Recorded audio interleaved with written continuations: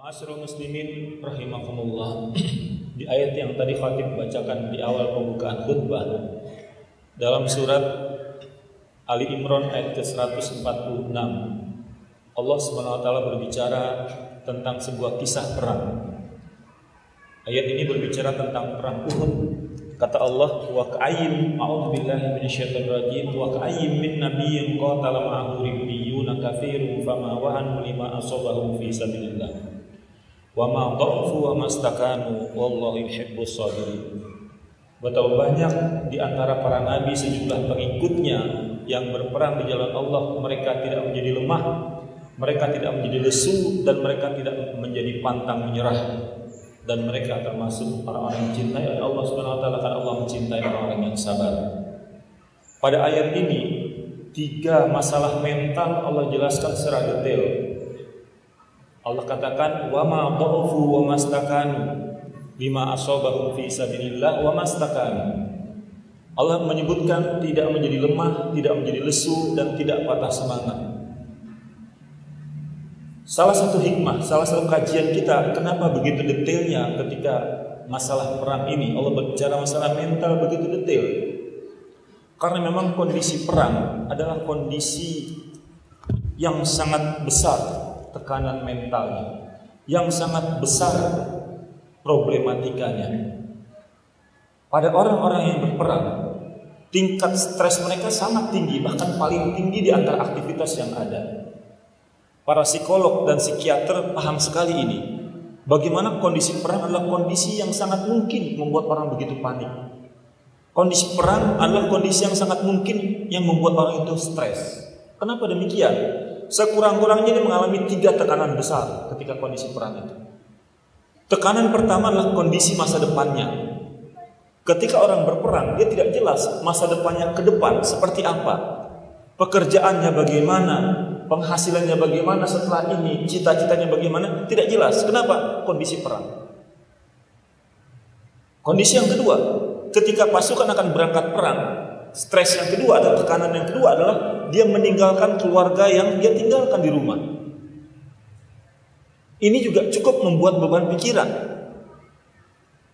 Bagaimana dengan makannya, bagaimana dengan kehidupan anak dan istri sepeninggal dia tidak ada dalam kondisi perang berkecamuk. Ini juga menjadi beban pikiran. Dan tekanan yang ketiga adalah tekanan dari apa yang akan dia hadapi nanti, berupa pasukan yang akan dia hadapi. Apalagi ketika kemudian dia akan berhadapan dengan musuh yang besar. Apalagi dia berhadapan dengan musuh yang canggih, yang secara jumlah dan peralatan lebih besar, lebih canggih dari yang mereka miliki. Itulah sebabnya bukan sebuah isapan jempol ketika kita mendengar ada pasukan-pasukan Amerika yang menembak temannya sendiri. Ada tentara Israel yang kemudian menembak temannya sendiri, kemudian menembak kepalanya sendiri. Tidak 1-2 kita temukan berita-berita seperti itu. Itu benar adanya. Dan itu juga diamini oleh salah seorang dokter jiwa yang pernah khatib berdialog dengan dia. Dia katakan memang benar. Tingkat peperangan itu merupakan tingkat stres yang paling tinggi.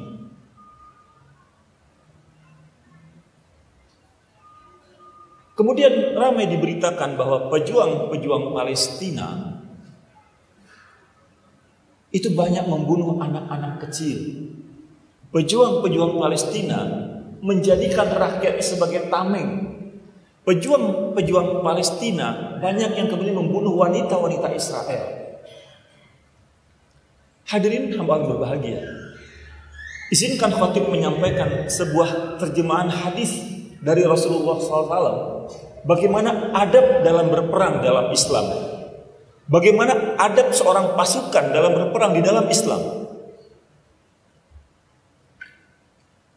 Dalam riwayat hadis yang diriwayatkan oleh Abu Daud disebutkan Rasulullah SAW pernah bersabda, kata beliau, berperanglah kalian dengan menyebut nama Allah di jalan Allah, perangilah mereka yang kufur kepada Allah, berperanglah dan jangan kalian berlebih-lebihan dalam membunuh, jangan kalian lari dari medan perang, dan jangan kalian memutilasi, jangan kalian membunuh anak-anak, jangan kalian membunuh perempuan, jangan kalian membunuh orang tua yang sudah sepuh, dan jangan membunuh rahib di tempat ibadahnya. Redaksi hadis yang lain, jangan kalian membuat kerusakan di muka bumi dan jangan sekali-kali menebang pohon kurma, jangan pula membakarnya, jangan membunuh hewan ternak, jangan menebang pohon yang berbuah, jangan kalian merobohkan bangunan. Lihat, sangat banyak syaratnya. Hadirin hamba Allah yang berbahagia, kemana arah pembicaraan khatib? Bayangkan dalam Islam, untuk kondisi berperang, di mana kondisi tingkat stresnya begitu tinggi, syaratnya begitu banyak.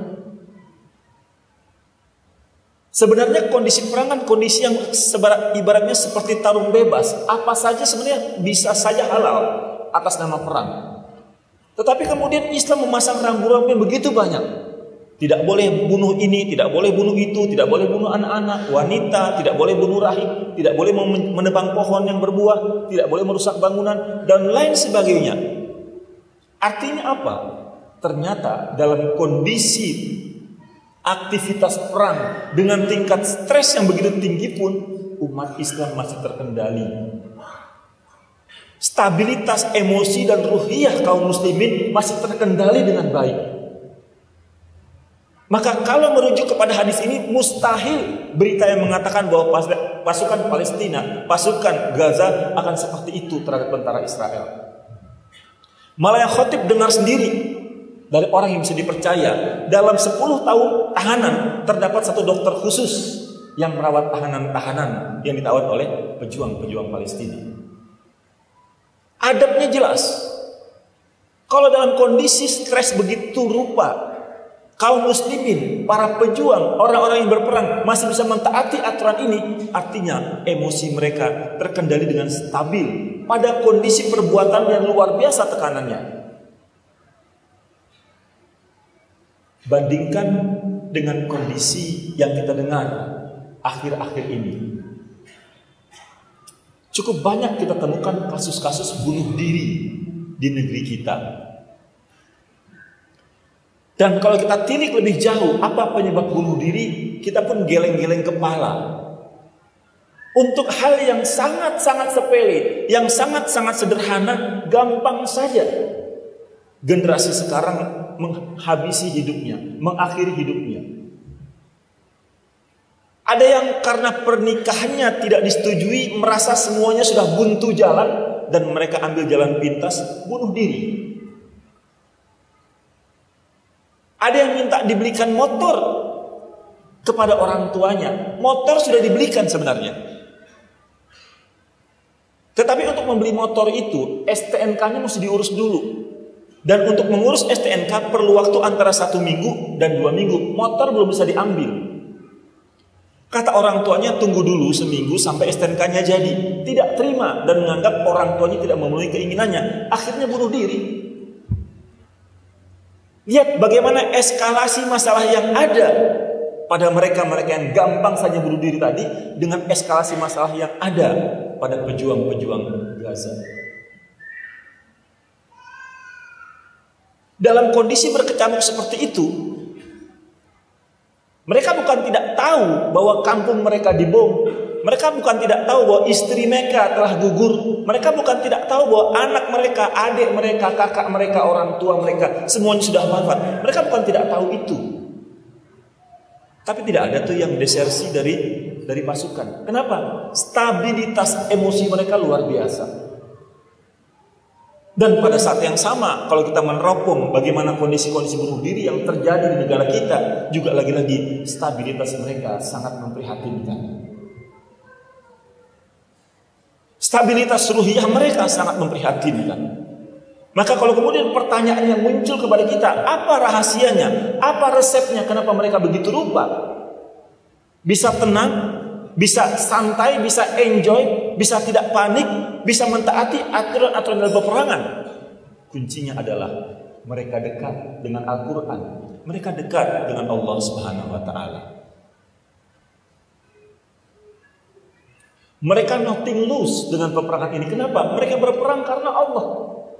Mereka yakin Allah tidak akan menyia-nyiakan mereka. Mereka berharap penuh kepada Allah Subhanahu wa Ta'ala. Mereka gantungkan, mereka titipkan keluarga mereka kepada Allah. Mereka titipkan keamanan negara mereka kepada Allah. Mereka hanya berusaha semaksimal yang mereka mampu. Hasilnya mereka serahkan kepada Allah. Ma'asyiral muslimin rahimakumullah. Mungkin kita sering membaca dan menonton mungkin bagaimana pejuang-pejuang Gaza, tidak satu dua orang yang di sela-sela mereka berperang, di sela-sela detingan meriam yang berseliweran di sekitar mereka, mereka masih menyempatkan diri membaca Quran. Mereka masih menyempatkan diri berzikir dan memunajat kepada Allah Subhanahu wa taala. Ini kuncinya. Karena Allah mengatakan dalam surat Al-A'raf ayat ke-28, Allah mengatakan a'udzubillahi minasyaitonir rajim, alladzina amanu wa tatma'innu qulubuhum bidzikrillah, ala bidzikrillah tatma'innul qulub, kata Allah. Dan orang-orang beriman, hati mereka menjadi tentram, menjadi tenang dengan mengingat Allah. Ala bidzikrillah, ingatlah, hanya dengan zikrullah, hanya dengan mengingat Allah, hati menjadi tentram, hati menjadi tenang.